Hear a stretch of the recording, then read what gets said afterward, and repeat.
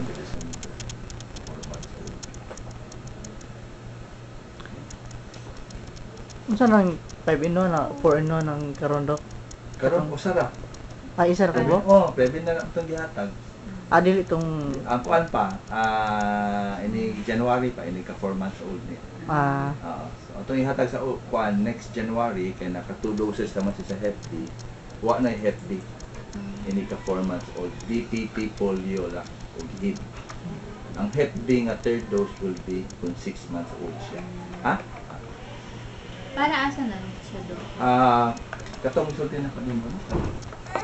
IP. IP polio.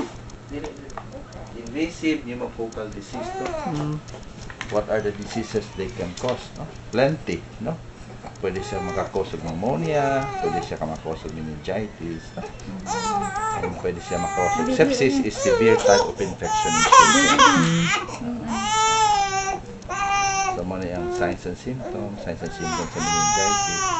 Ang atong giprotektahan nga kagaw is gitawag na siya Streptococcus pneumoniae or pneumococcus. That's why the term pneumonia from pneumococcus.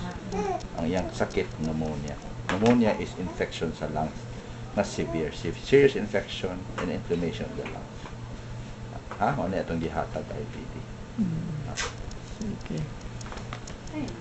Mana usually